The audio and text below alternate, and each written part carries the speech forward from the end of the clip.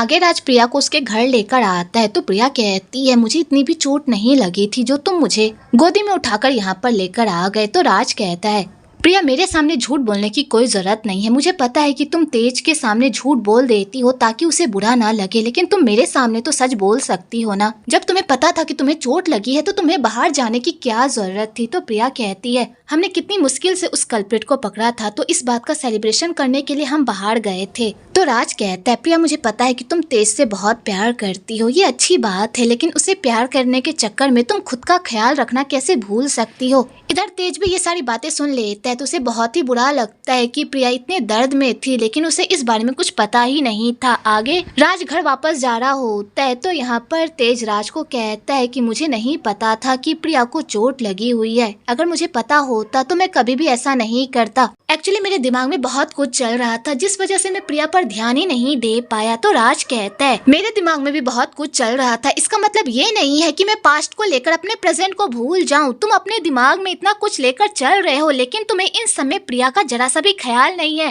तुम पास्ट में भी यही करते थे, तुमने डैड के साथ भी यही किया था। तुम हमेशा उनकी फीलिंग्स को चोट पहुंचाते थे, ये भी नहीं सोचते थे कि तुम्हारे इन कारनामों की वजह से उन्हें कितना बुरा लग रहा होगा, और वही सब तुम प्रिया के साथ कर रहे हो। तो तेज कहता है थैंक यू सो मच मुझे मेरी गलती याद दिलाने के लिए, आइंदा से मैं ऐसी गलती नहीं करूंगा। तो राज कहता है अगर तुम प्रिया का ख्याल नहीं रख सकते तो उसे छोड़ दो, मैं उसका अच्छे से ख्याल रख लूंगा, समझे। और राज ये कहकर वहाँ से चला जाता है और तेज देखता ही रह जाता है।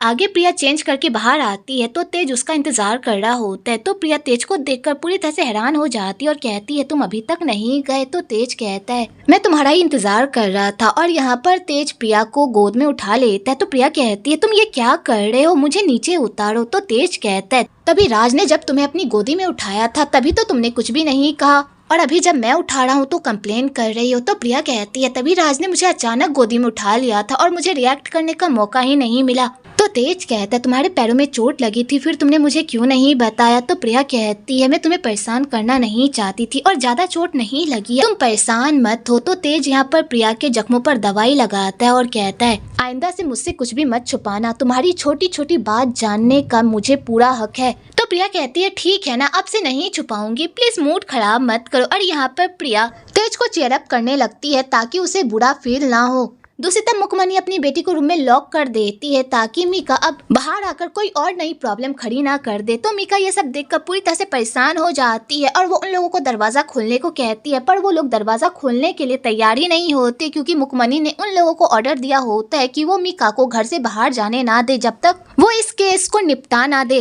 इधर मीका भी समझ जाती है कि ये लोग इतनी आसानी से रूम का दरवाजा नहीं खोलेंगे, इसलिए वो बीमार होने की एक्टिंग करने लगती है जिस वजह से उन लोगों को दरवाजा खोलना पड़ता है। और मीका इसी मौके का फायदा उठाकर योगी को कूट कर रूम से बाहर निकल जाती है और वो घर से बाहर जा ही रही होती है कि तभी उधर से मुकमनी की एंट्री हो जाती है और मुकमनी मीका को बाहर जाने से रोकती है। तो मीका कहती है मॉम आप मुझे घर में कैद करके रखना चाहती हैं। फिर मुकमनी कहती है तुमने ऐसे कारनामे ही किए हैं जिस वजह से मुझे तुम्हारे साथ इस तरह की सख्ती करनी पड़ रही है। मैंने तुम्हें कहा था ना कि मेरे लिए और प्रॉब्लम क्रिएट मत करो, लेकिन तुमने मेरी बात नहीं सुनी और बाहर जाकर इतना बड़ा हंगामा क्रिएट कर दिया। तुम्हें पता है तुम्हारे इस कारनामे को संभालने में मुझे कितनी मेहनत लग रही है। अगर तुम अभी भी नहीं सुधरी तो मैं फिर तुम्हें जेल जाने से नहीं बचा पाऊंगी। तो मीका जैसे ये बात सुनती है तो वो सीधा अपना टोन बदल लेती है और अपनी मॉम को ही ब्लैकमेल करने लगती है और कहती मुझे पता है मॉम कि आप मुझे जेल जाने से बचा ही लेंगी क्योंकि आपको अपनी रेपुटेशन बहुत ही प्यारी है। अगर मैं जेल चली गई तो उसके बाद आपकी इज्जत की तो धज्जियां उड़ जाएगी जो आप बिल्कुल भी बर्दाश्त नहीं कर पाएंगी।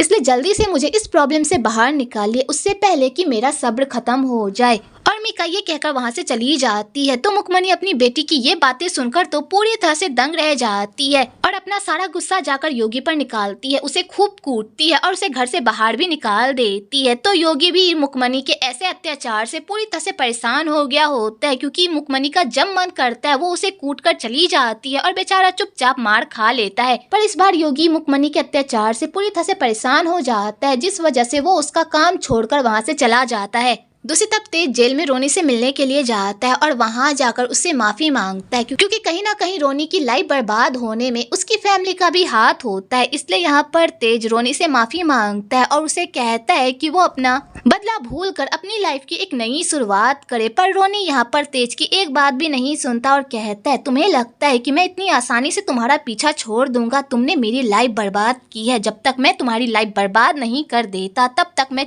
चैन से नहीं बैठूंगा। बस तुम देखते जाओ कि मैं आगे आगे क्या करता हूँ। तो तेज जब रोनी की ये सारी बातें सुनता है तो वो काफी टेंशन में आ जाता है। दूसरी तरफ दारिन तेज से मिलने के लिए आती है और उसे मैनिपुलेट करने की कोशिश करती है कि वो रोनी के साथ मिलकर प्रिया को नुकसान पहुंचाने की कोशिश नहीं कर रही थी। वो लोग उस पर झूठा इल्जाम लगा रहे हैं। पर यहाँ पर तेज दारिन के हाव भाव से पता कर लेता है कि दारिन झूठ बोल रही है और वो रोनी के साथ मिली हुई है। इसलिए वो दारिन को कहता है, दारिन अब बस हो गया, अब मैं और तुम्हें बर्दाश्त नहीं कर सकता, इसलिए अब मेरे घर से तुम चली जाओ। तो दारिन जैसे ये बात सुनती है वो पूरी तरह से शॉक्ड हो जाती है और वो तेज को कहती है, तेज तुम क्या कह रहे हो? मैं सच कह रही हूँ कि मैं इन सब मामले में नहीं थी। तो तेज कहता है, दारिन भले ही तुम मुझसे झूठ बोल लो पर तुम अपने आप से कैसे झूठ बोल पाओगी? तुम्हें पता है कि तुमने क्या किया है, इसलिए अपना बोरिया बिस्तर बांधो और मेरे घर से दफा हो जाओ। और तेज ये कहकर वहाँ से चला जाता है और दारिन ये सब सुनकर पूरी तरह से पगला जाती है। आगे योगी जख्मी हालत में घर वापस आता है और सबको बताता है कि उसने मुकमनी का काम छोड़ दिया है क्योंकि उन दोनों माँ बेटी ने उसके साथ बहुत ही गलत व्यवहार किया है। तो कान्हा जब ये सारी बातें सुनता है तो उसे अपने डैड के लिए बहुत ही बुरा लगता है और वो अपने डैड को कहता है, डैड आप फिक्र मत कीजिए, आप हमारे साथ इसी घर में रहिए, हम सब मिलकर आपका ख्याल रखेंगे। तो योगी कहता है, ठीक है, लेकिन उससे पहले मुझे प्रिया की परमिशन लेनी होगी क्योंकि मैंने तुम दोनों के साथ बहुत गलत किया है, इसलिए मैं चाहता हूँ कि तुम दोनों मुझे एक मौका दो अपने डैड बनने का। तो कान्हा यहाँ पर प्रिया को समझाने की कोशिश करता है कि हमें डैड को एक मौका देना चाहिए क्योंकि डैड बदल गए हैं। पर प्रिया यहाँ पर कोई जवाब नहीं देती बल्कि चुपचाप वहाँ से चली जाती है और बाहर जाकर पार्क में मायूस होकर बैठ जाती है कि तभी उधर से तेज आता है और प्रिया को कहता है, तुम अपने डैड की वजह से परेशान हो ना? तो प्रिया कहती है, तुम्हें कैसे पता? तो तेज कहता है, प्रिया तुम भूल रही हो, मैंने तुम्हारे घर में सीसीटीवी कैमरा लगाया है जिससे मुझे पता चल गया है कि तुम्हारे घर में क्या हुआ है। मुझे पता है कि तुम्हारे डैड ने तुम्हारे साथ बहुत गलत किया है, लेकिन उन्हें भी तो एक मौका मिलना चाहिए ना खुद को सुधारने का, इसलिए तुम्हें उन्हें माफ करके एक मौका देना चाहिए क्योंकि बहुत खुशनसीब लोगों को ही दूसरा मौका मिलता है। तुम मुझे ही देख लो ना, मैं अपने डैड के साथ और वक्त बिताना चाहता था लेकिन मेरी किस्मत ने मुझसे ये मौका छीन लिया, लेकिन अभी भी तुम्हारे पास मौका है, तुम इस मौके का फायदा उठाओ। आगे प्रिया की दोस्त भी प्रिया को समझाने की कोशिश करती है और उसे चेयर अप करने की कोशिश करती है कि उसे अपने डैड को एक मौका देना चाहिए। तो प्रिया भी अपने डैड को एक मौका देने के लिए तैयार हो जाती है और उन्हें अपने घर में रहने की परमिशन दे देती है। तो योगी ये सब देखकर बहुत ही खुश हो जाता है क्योंकि बहुत मुश्किल से उसे ये दूसरा मौका मिला होता है और वो इस मौके को अपने हाथ से जाने नहीं देना चाहता।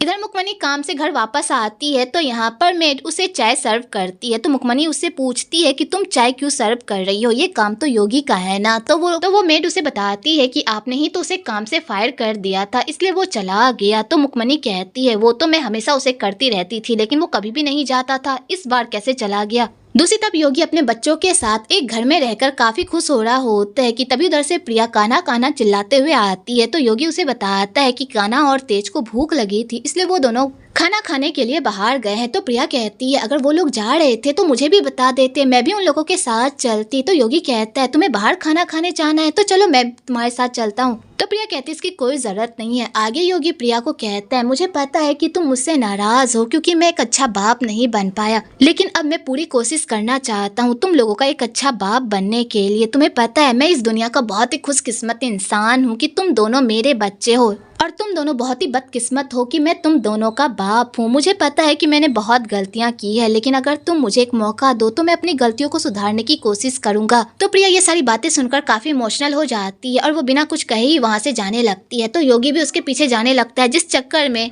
वो टेबल की वजह से नीचे गिरने ही वाला होता है, लेकिन तभी प्रिया उसे पकड़ लेती है और उसे डैड कहकर बुलाती है। तो योगी जैसे ही प्रिया के मुंह से डैड सुनता है वो बहुत ही खुश हो जाता है और खुशी के मारे सीधा जाकर प्रिया को गले लगा लेता है क्योंकि प्रिया भले ही ऊपर से ये दिखाती हो कि उसे अपने डैड की फिक्र नहीं है पर वो अपने डैड की बहुत ही फिक्र करती है और वो चाहती है कि उसके डैड उसके साथ रहे। इधर तेज और कान्हा कैमरे के जरिए से उन लोगों की सारी बातें सुन रहे होते हैं और वो लोग काफी खुश हो रहे होते हैं क्योंकि उन लोगों ने मिलकर ये सारा प्लान बनाया था ताकि वो दोनों बाप बेटी एक दूसरे से बात करके अपने दिल की सारी भड़ास निकाल पाए। अगली सुबह तेज राज को कहता है कि हमें मुकमनी के काले इरादों को रोकना होगा क्योंकि वो चोरी छुपे हमारे कंपनी के शेयर्स को खरीद रही है ताकि वो कंपनी पर कब्जा डाल सके, जो हम नहीं होने दे सकते। तो राज कहता है फिर हम क्या करें, हम मुकमनी को कैसे रोके। तो तेज कहता है मेरे पास एक प्लान है, बस उसमें तुम्हारा साथ चाहिए। उसके बाद राज ऑफिस आता है जहाँ पर मुकमनी उसका इंतजार कर रही होती है। तो राज कहता है तुम यहाँ पर क्या कर रही हो। तो मुकमनी कहती है तुम मेरे पीठ पीछे अपने भाई के साथ भाईचारा कर रहे हो और मुझे धोखा देने के बारे में सोच रहे हो और मुझसे पूछ रहे हो कि मैं यहाँ पर क्या कर रही हूँ। तो राज कहता है तुम क्या बात कर रही हो, मैं और तेज का साथ।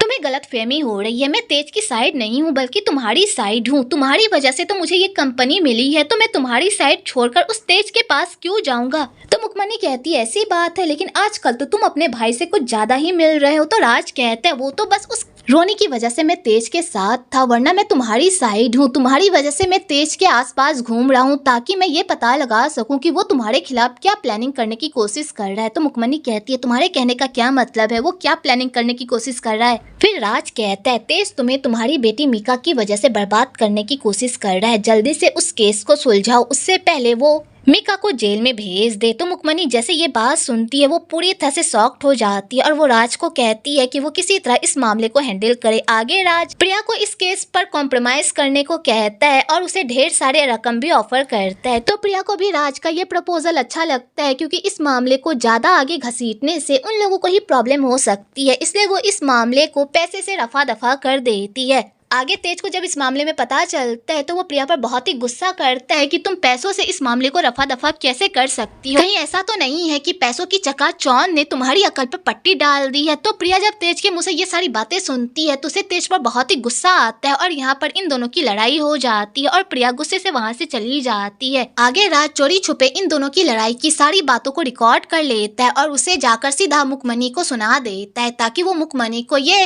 यकीन दिला सके कि वो अभी भी उसी की साइड पर है। तो मुकमनी जब ये सारी चीजें सुनती है तो वो काफी खुश होती है कि फाइनली उन दोनों के बीच लड़ाई हो गई और वो इसी मामले को लेकर राज से बात कर ही रही होती है कि तभी उधर से उसका सेक्रेटरी आता है और उसे बताता है तेज ने अचानक एक बोर्ड मीटिंग बिठाई है और इसके बारे में उसने किसी को भी नहीं बताया। तो मुकमनी जैसे ये बात सुनती है वो पूरी तरह से बौखला जाती है और वो सीधा मीटिंग में जाती है और वहां जाकर वो तेज से पूछती है कि आखिरकार ये सब क्या चल रहा है। तो तेज यहाँ पर सारे बोर्ड मेंबर्स के सामने मुकमनी को एक्सपोज करता है और सबको बताता है कि मुकमनी धोखे से इस कंपनी के सारे शेयर्स खरीद रही है और सारे बोर्ड मेंबर्स के सामने वो मुकमनी का सारा काला चिट्ठा रख देता है। तो मुकमनी ये सब देखकर पूरी तरह से डर जाती है पर वो ढीठ की तरह इस बात को मानने से इनकार कर देती है। उल्टा वो सबके सामने ये धमकी देने लगती है कि ये कंपनी मेरी वजह से चल रहा है, अगर मैं इस कंपनी से अपने सारे पैसे निकाल दूं ना तो ये कंपनी सड़क पर आ जाएगी। तो तेज इस प्रॉब्लम का भी सोल्यूशन निकाल लेता है और अपनी कंपनी के लिए एक नया इन्वेस्टर लेकर आता है, जिसे देखकर मुकमनी पूरी तरह से शॉक्ड हो जाती है क्योंकि वो इन्वेस्टर सच में बहुत ही पावरफुल होता है। फिर तेज कहता है अगर तुम इस कंपनी से अपना पैसा हटा भी लोगी तो भी इस कंपनी को कोई फर्क नहीं पड़ेगा। तो मुकमनी ये सब सुनकर पूरी तरह से हैरान हो जाती है। आगे मुकमनी गुस्से से घर वापस आती है और अपनी बेटी को सारी बात बताती है और कहती है आज किसी न किसी तरह मैंने इस मामले को संभाल लिया, लेकिन वो तेज इस तरह चुप नहीं बैठेगा, वो किसी न किसी तरह मुझे उस कंपनी से बाहर निकालने की कोशिश करेगा। तो मीका कहती है मॉम आपको तो हमेशा हर बात की खबर होती है ना, तो आपको तेज की इस चाल की खबर कैसे नहीं हुई, आखिरकार आप ऐसे कौन से काम में बिजी थी जो आपको इस बारे में कुछ भी पता नहीं चला। तो मुकमनी इस बात पर मीका को गुस्से से देखती है और कहती है ये सब तुम्हारी वजह से हुआ है, अगर मैं तुम्हारे रायते को साफ करने में बिजी नहीं रहती तो मुझे तेज के इस प्लान के बारे में पता चल जाता। तो मीका इस बात पर अपनी मॉम पर ही भड़कने लगती है और कहती है आप हमेशा अपनी सारी प्रॉब्लम का कसूरवार मुझे ही क्यों ठहराती हैं, इन सब में मेरी क्या गलती है, आप हमेशा अपनी सारी प्रॉब्लम का कसूरवार मुझे ही क्यों ठहराती है, ऐसा भी तो हो सकता है कि ये सब आपकी लापरवाही की वजह से हुआ हो, क्या पता उस राज ने जानबूझकर आपको मेरे केस में उलझा कर रखा ताकि वो अपने भाई के साथ मिलकर आपके खिलाफ प्लानिंग कर सके, इसलिए मुझ पर उंगली उठाने से पहले अपने आसपास के लोग को देख लीजिए कि वो भरोसे लायक है भी या नहीं। और मीका ये कहकर वहाँ से चली जाती है। तो मुकमनी जब ये सारी चीजें सोचती है तो उसे लगता है कि कहीं सच में राज नहीं तो उसे धोखा नहीं दिया। आगे हमें बताया जाता है कि ये सारा किया धरा तेज और राज का है, उन दोनों ने जानबूझकर ये सारा रायता क्रिएट किया था ताकि वो मुकमनी को सारे बोर्ड मेंबर्स के सामने एक्सपोज कर सके, जिसे उन लोगों ने बहुत ही अच्छी तरह से प्लान किया था जिसके बारे में मुकमनी को कुछ पता भी नहीं चल पाया। आगे मुकमनी रोनी से हाथ मिला लेती है क्योंकि अब उन दोनों का एक ही मकसद होता है, तेज को बर्बाद करना। इसलिए मुकमनी रोनी को जेल से बाहर निकलवा लेती है और रोनी के जरिए से पूरी दुनिया के सामने तेज के उस कार एक्सीडेंट का सारा काला चिट्ठा रख देती है, जहाँ पर रोनी पूरी दुनिया के सामने ये बात कबूल करता है कि 3 साल पहले जो कार एक्सीडेंट हुआ था वो कार एक्सीडेंट किसी और ने नहीं बल्कि तेज ने किया था। और इल्जाम से बचने के लिए उसने रोनी के डैड को जेल भेज दिया। जब तेज को इस न्यूज के बारे में पता चलता है वो पूरी तरह से शॉक्ड हो जाता है क्योंकि वो समझ जाता है कि मुकमनी ने जानबूझकर ये सारी प्लानिंग की है ताकि वो उसे कंपनी से बाहर निकाल सके। आगे ये न्यूज पूरी तरह से वायरल हो जाती है जिस वजह से तेज की इमेज की धज्जियां उड़ जाती है। तो चंगू मंगू यहाँ पर तेज को सजेस्ट करता है कि वो पूरी दुनिया को सच बता दे कि वो कार एक्सीडेंट उसने नहीं बल्कि दारिन ने किया था। पर दारिन इस बात से डिसएग्री करने लगती है और कहती है कि वैसा कुछ भी नहीं करेगी, उसने कुछ भी नहीं किया। और दारिन ये कहकर वहाँ से चली जाती है। तो तेज भी दारिन की ऐसी हालत देखकर कुछ भी नहीं कह पाता और चुप रहता है। दूसरी तरफ राज को जब पता चलता है कि रोनी जेल से बाहर आ गया है तो वो रोनी को मारने के लिए सीधा उसके अड्डे पर पहुंच जाता है और वहां जाकर उसे खूब कूटता है। लेकिन तभी उधर से मुकमनी आती है और उसे बताती है कि उसने ही रोनी को जेल से बाहर निकाला क्योंकि अब मुझे पता चल गया है कि तुम अपने भाई के साथ मिलकर मुझे धोखा दे रहे हो। तो राज जैसे ये बात सुनता है वो पूरी तरह से शॉक्ड हो जाता है और वो रोनी को मारने के लिए पागल हो जाता है। तो रोनी भी यहाँ पर राज को सबक सिखाता है और कहता है पहले मैं तुम्हारे साथ कुछ भी करना नहीं चाहता था क्योंकि तुम मेरे बहुत ही अच्छे बॉस थे, तुमने मेरी बहुत ही रिस्पेक्ट की, मुझे बहुत ही सपोर्ट किया, लेकिन अब मैं तुम्हें भी नहीं छोड़ूंगा, तुम्हें भी तुम्हारे भाई की तरह बर्बाद करूंगा। और रोनी ये कहकर वहाँ से चला जाता है और मुकमनी भी यहाँ पर राज को धमकी देकर चली जाती है और बेचारा राज कुछ भी नहीं कह पाता। आगे मुकमनी सारे बोर्ड मेंबर्स के सामने ये प्रस्ताव रखती है कि हमें तेज को इस कंपनी से बाहर निकाल देना चाहिए क्योंकि उसकी वजह से इस कंपनी की इमेज की धज्जियां उड़ रही है। पर यहाँ पर राज अपने भाई को सपोर्ट करता है और सारे बोर्ड मेंबर्स को समझाने की कोशिश करता है कि वो इस मामले को संभाल लेगा। पर मुकमनी यहाँ पर राज की एक भी चलने नहीं देती, उल्टा वो सारे बोर्ड मेंबर्स को धमकी देती है कि अगर उन्होंने तेज को इस कंपनी से बाहर नहीं निकाला तो वो इस कंपनी से अपने सारे इन्वेस्टमेंट निकाल लेगी। जिसे सुनकर राज पूरी तरह से दंग रह जाता है।